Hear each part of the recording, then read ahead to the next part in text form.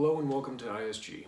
So this is going to be an unscripted session in which I discuss something very important to us, the concept of a sustainment bag. Now usually when you hear people talk about backpacks, it's in the context of a bug-out bag. And there's a very important philosophical difference between the bug-out bag and a sustainment bag. Now, whereas the sustainment bag is very specific, and it is exactly what it says. It's a bag designed to hold you over. A bug-out bag is sort of just a nebulous concept that people imagine up scenarios for. So for example, if your bug-out bag is for EMP, you might put EMP related stuff in there. If you're a little more realistic, you might put in things for a tornado or power outage or flooding or something like that. The critical thing that we want to try to impress on people is that the emergency is more important than the specific situation. So emergencies happen when there's a shortage of critical resources. In this case, we're talking about shelter, water, food, protection, and medical. Now those things happen often, and they can happen in a variety of different ways. Car wreck, which is an immediate direct threat to your life, or it could be a blizzard in which you're snowed in without power. And that's a little bit less intense. It's not targeting you directly, but it does definitely compromise your ability to access critical resources. So today what we're going to do is instead of providing a list of just stuff to throw in a backpack for later days, we're going to talk about exactly what's being packed and why. So let's start off with the very first thing, and it's actually the second item on our rules of three, which is water. So I carry two 32-ounce Nalgene bottles and a canteen cup. Now inside here, I also carry a jet boil. Now I'm really not big on gimmicky stuff or items that just make things more convenient or comfortable. Jet boil's really earned its stripes and its place in the backpack.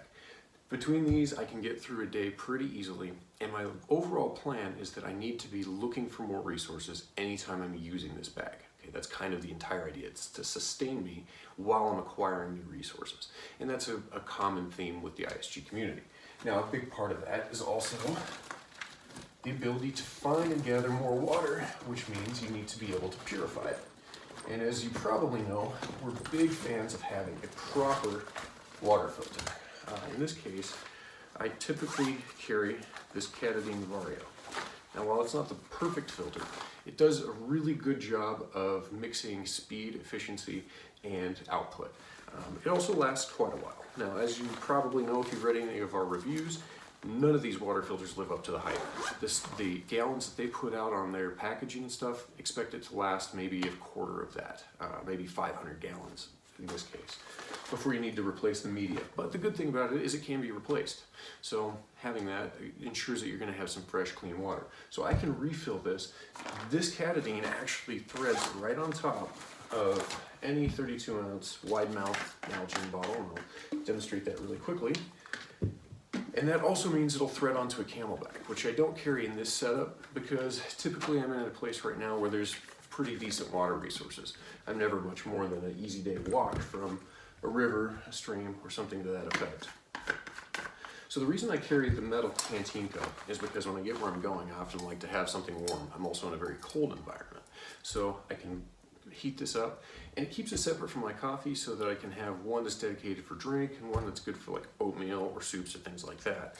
So that is my water component. Now, from now on, we'll just go through these as I come across the items. And the next one is a change of clothing. So just a simple plastic bag with some extras for when your socks get wet and you don't want dirty underwear. As we go through these, what I've done is I've organized my equipment into modules. These are old, I believe they're Paraclete kits that I got issued ages ago, and I found them and they just work very, very well with the Isla Royale Mini, which is the backpack that you typically see me with. I've got these pouches attached to the webbing on the front, so these will be a little bit, I think these are no name and this is Osprey, but this is a suppressor pouch, and this over here is for some additional lockpick material. Inside this pouch, I have a variety of meal-related things, coffee, and then some towelettes and some hygiene items. Now, I'm not going to break this open, but essentially it's just stripped out emeries. One of the things that I like to do when I break my emeries down is I keep the cardboard because I find that it's helpful for starting fires. Okay, the next item, it's a utility pouch. And this one actually has, this is a taco, an HSGI taco, but I use the G-Code Scorpions in equal measure. I don't really have much of a preference. The reason I put this in there, I attach this on there is because, as you probably know, our philosophy on conflict and violence is avoid it. But I do like to have an extra magazine pouch, and what I'll do often is I'll have this one that sits in the backpack, and I'll take the other one that I can wear on my belt, and I'll just attach it to the top of the magazine, and that way, when I need it, I can pull it out, and then I have this. So, and the good thing about these is they're fairly universal. This is a foul mag, kind of a big boy. Here is an AR-15 magazine. As you can see, those fit in there. Pretty much everybody knows that. And of course, they will fit AK-47 banana clips. So those will fit in there too. Hooray. Now I can do rifle and pistol, and that works pretty well. So that way I've got a reload for each.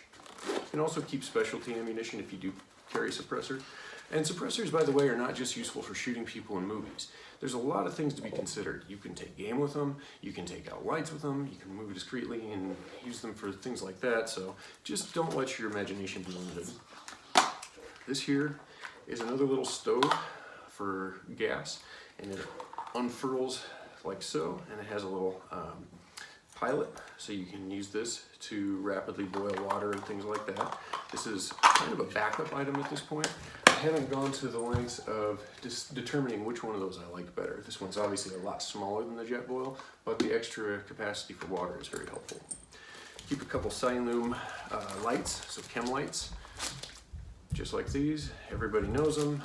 They're pretty common, pretty cheap, and they're good enough for a day or two if you're holding up someplace. This is a pouch that I use for utility.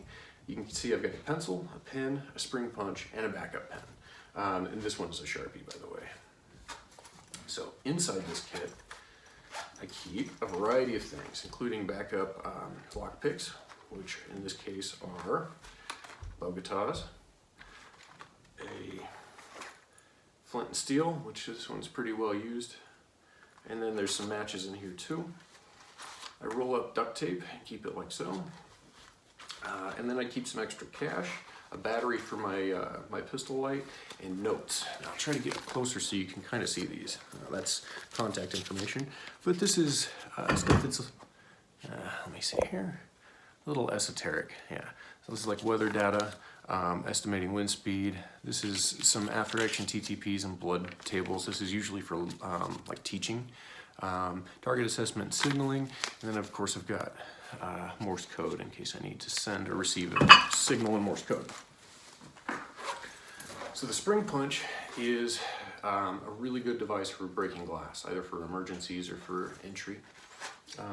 These are obviously good for marking, and I generally have some chalk in here that I also use for non-permanent marking. In this case I don't have it because I used it up the last time I was out. So this is a small module that is a little bit strange. It's got 4 55-gallon trash bags and a little soul bivvy. Now these are both for creating insulation or capturing water. It's just general utility. The soul bivvy obviously can be used for wrapping up, and they'll maintain some body heat. They're not great, and they will wear down after a few uses. It's not something you can use indefinitely. You'll probably need to replace at least these cheap ones, but they definitely help if you're out and you don't want to risk exposure, but you do have an access to some sort of shelter, and usually that in this case would be like man-made stuff. So we'll take down a tree or two, create a lean-to, and then use a lot, like probably 10 inches of branches with boughs or pine needles or things like that to kind of stack and insulate from the ground and from the weather. That combined with these, the bags, if you put all the boughs in them and try to get rid of like the big pointy stuff, that'll kind of help keep the bugs off you, because believe it or not, if you create a shelter like that, it's usually like bug central. But that's one option. Like I say, you can also use it to create a solar still or some water catchment.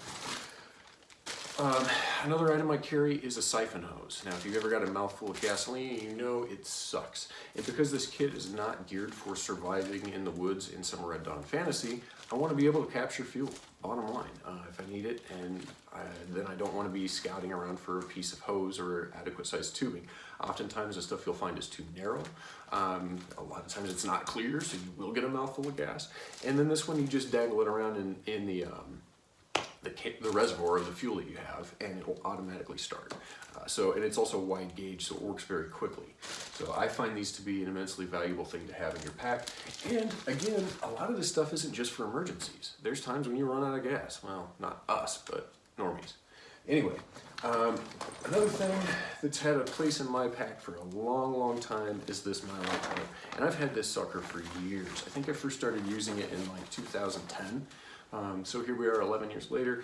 It's not amazingly durable, but if you give a little bit of attention to making sure it doesn't get trashed, it'll hold up. And I use this again for lean-tos to keep the water off and to reflect heat. Because usually if we do build a lean-to, try to put some fire logs out here, so it's pushing some of that heat into the shelter.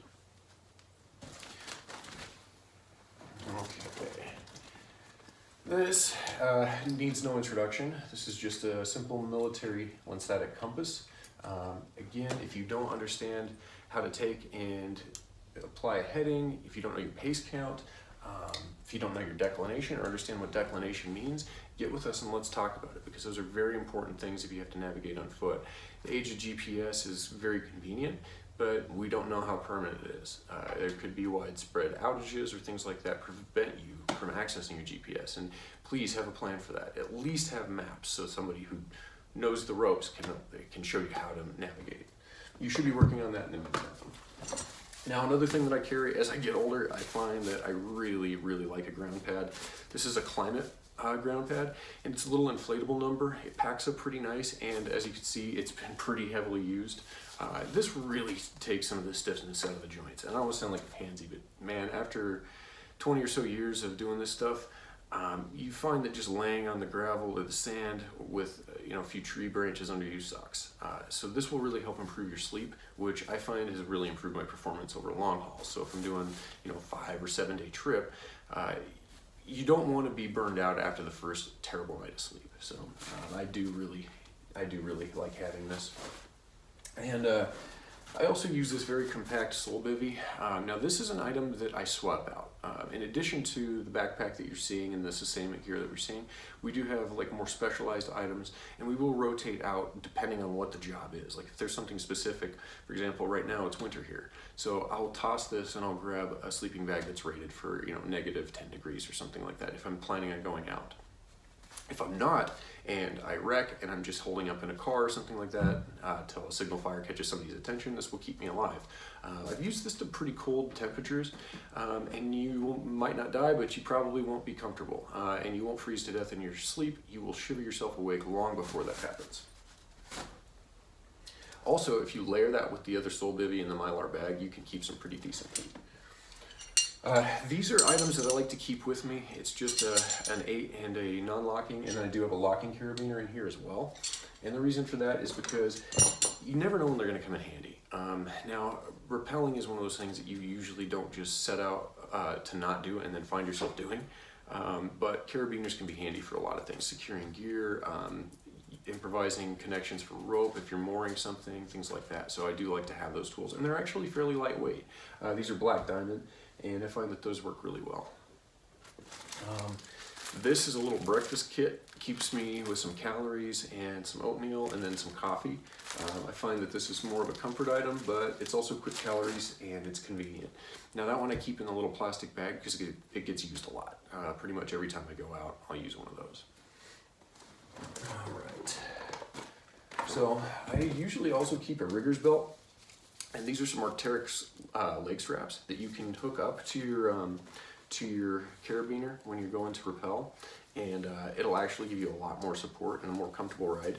Typically, your rigger's belts are not for rappelling, you may know that, but they can be used to belay or abseil in a very short distance. Those increase the comfort level, so where I wouldn't probably want to do more than 24 feet, those ones I'm probably comfortable doing a little bit more than that, maybe 36 or something like that. Maybe a second story, maybe a third, depending on what's below. In any case, they definitely help. And if you don't wear a dedicated harness or pack one, that's a quick way that you can do some very simple rappels or abseils without having to have the full harness. And then here's that locking carabiner. And let's see. So this is my waterproof utility pouch. Now this is quite a bit of stuff, but it's all simple, and none of it really requires a whole lot of extra skill. I have 2 extra magazines here. These are both 40 caliber magazines. As this ammunition crunch has probably taught you, ammunition can be hard to find. Those will hold .357 or 40 Smith & Wesson and .357. So this tin right here I use to keep my spare barrels in. This means, and this is such a far-fetched thing that I almost hesitate to say it, but if you find yourself really stranded and there's a crunch on ammunition and you do need it, it'll allow you to expand what you can shoot to 3 different calibers. Now, whether or not that's a little fantastic, it's comforting to me, and I like having that flexibility. So even in times like this where I just want to go to the range and all I can find is 40, that's what I use. A little bore snake. This is not an advanced cleaning kit, but it will keep stuff out of your barrel. This is just a very standard Petzl headlamp with a red lens. This is an old timer. I keep this with me for a lot of reasons. This was my great-grandfather's. He actually dug a bullet out of his leg on the ice floe when he was smuggling vodka over the Bering Strait and got shot by a seal hunter. So this one has a lot of sentimental value. This has been in the family for 4 generations. It'll be 5 soon. This is a spare recoil spring, and I believe I have a striker assembly, yep, right here. So these are spare parts for my handgun. They typically have a life of about 5,000 rounds or so before you really need to start thinking about things like that, depending on the make. But I do find it's good to have. This is some snare wire and some fishing hooks. Hopefully you can see these. Just gonna give this a tap. These are mostly for small fish, like bass, smallmouth bass, crappie, perch, and trout. I find that you can set these up pretty easily, and that would be another video, but collecting fish is not that difficult in a lot of cases, especially where I'm at. The snare wire, again, another video, but you can use this to kind of coil around and make some loops, and when animals come through it, it'll tighten around their necks and they'll end up food. And let's see, I believe I pulled this out and didn't show it off. This is my Kiesler key. I broke into a lot of stuff with a coat hanger. From vehicles to hotels to barracks and things like that. These are really useful for a lot of different things. You can use them to fish things through. If you straighten it out and attach one end, you can use it to pull. It's the uses for these, they really go beyond what you could even detail in a video. I keep one around. Whether or not you choose to do the same, obviously, is your thing. And then here I have the venerable pocket chainsaw. This is another one of those items that they make a lot of different types, but this particular one is very effective. It probably could stand a rat tail file at this point, because this is another item I've had for probably 10 or 15 years, and I use it quite a bit. This will go through, still smells good, it'll go through trees, you know, a few inches around in diameter pretty quickly, and it's definitely great. Like if you have to set up a camp and you're tired and you want to be out there swinging an axe, the saw will make short work of it, and it'll help you at least get your fire and shelter started. I find this to be an invaluable tool, and it takes up very, very little space. It probably weighs 8 ounces. And then I've got a couple of last items. These are sinkers and hooks in here, and then I've got some 22 shells and some more larger fish hooks in this one on some more robust twine. So again, this is just an expansion of my fishing kit. So these were like little film containers, and I just taped them together. It's really ghetto, but you can find other ways to hold that stuff. This is light and reasonably compact. So in addition to my multi-tool and such, I also carry these because Allen keys are one of those things that you can't fake it. You either have them or you don't. And in this case, I really do like to have them, especially if you have firearms. A lot of times you'll find this for optics and things like that. You really just can't get around it with just a regular multi-tool unless you have the bit set. So I usually keep these with, and it's got, you know, probably just, what, 6 or 7 sizes here. But it's a handy thing to keep. And then finally I've got this, which is supplemental. This is the United States map. Hopefully you can see it. So yeah, United States map, AAA, very simple. This is not something you would use to really navigate precisely, but it will give you an idea where you're at if you're caught away from it. Okay, the last item on the list is a medical kit. Now, all the rage right now with the tactical community is TOT/CCC and traumatic injuries and stuff like that. Keep in mind that the vast majority of things that you're going to encounter during emergencies are not really traumatic injuries, and the ones that you do come across are going to be completely happenstance. Now, most of the stuff that's taken from war is lifted directly from units taking fire, getting in gunfights. The dude next to you gets hit, and you have to rapidly apply those things. from my experience dealing with the problem stateside, usually if there's a tourniquet necessary, you're showing up too late. That person has about 1.5 minutes, 2 minutes before the volume of their blood drops to such that unless you can give them an IV, an infusion, and get them to a hospital in minutes, they're probably not going to make it. So just keep those things in mind. Try to match your kit to your level of skill. This is a little bit more for the basic EMT stuff, but I do have this partition, and I keep it in this back flap so it's protected from the elements and it's very quick to access. In it, I keep a cat tourniquet, which is kind of the ubiquitous tourniquet, the one I was trained on, the one I'm subsequently most comfortable with. And then I have this adventure medical kit, which is partitioned into 2 parts. Over here I have non-trauma, and this is stuff like pain relievers, fever reducers, loperamide for upset stomachs, moleskin, band-aids, bacitracin and triple antibiotics. And over here I have stuff that's like hemostatic agents, stuff for dealing with penetrating chest wounds, some very minor wound irrigation and wound packing materials, and that's the limit. I'm not going to really go beyond my scope with the things that I pack in here, and if I do have something extra that I'm not 100% confident with, which I don't, it would be one of those things where it would be used to augment somebody else on the team. So if I had a dedicated medic who had skills beyond mine, I would bring things so that they could use them if they needed that extra boost. In any case, that's it. That's my sustainment bag. This is the culmination of about 20 years of experience across the spectrum, from military and law enforcement to disaster management, and living through a few disasters myself. I find that these things, arranged thusly, give me good access to the things I need quickly, my water, my medical equipment, and then slower access to the things I can be more deliberate with, fishing, shelter building, etc., and tool acquisition. Those are usually not things you need in emergency, so they sit towards the bottom of the bag. Now, also noteworthy is that this goes on over my regular EDC. It supplements my EDC. So I have all my first line tools for immediate emergencies that are a direct threat to life. Then I have all these things which are more for like intermediate term problems like we discussed. Now, this comes in at about 25 pounds, and it may go up a little bit depending on what I'm doing. If I have to carry rope for rappelling, it'll maybe be closer to 30. Communications equipment's also very heavy. But that's it. That's the long and short of it. I think that this layout is a good baseline, and if you have something arranged similar to this, you'll probably be okay. There's a few places you can go short.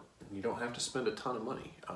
You don't have to have a very high-end expensive backpack. Something you get from a surplus store is perfectly fine. A decent sharp knife these days is fairly inexpensive. There are places you don't want to skimp. On your water filter, for example. Hovering over a muddy puddle while it's cold outside and you're getting your hands wet to fill a bag that's 16 ounces for your family isn't going to work. You can drink out of crystal clear mountain streams with that if you're doing a day hike, but don't count on that kind of stuff if it comes down to a serious emergency. You know, if you have a catastrophe on your hands, make sure you are a match for that problem. In any case, I hope you enjoyed this. I hope it was clear and helpful, and I hope it helps you reconsider some of the things that maybe you pack in your bag. You don't have to go heavy. You don't have to go terribly expensive. A setup like this, you could probably have entirely set up for $250. If you have questions or comments, please let me know. I'm always happy to discuss things with people and help guide people along a path that gets them to greater resiliency. And disaster management is definitely one of those things where it's very unforgiving if you learn it on the fly. Thank you for watching. This is Aaron with ISG. Take care. Have a happy and safe new year.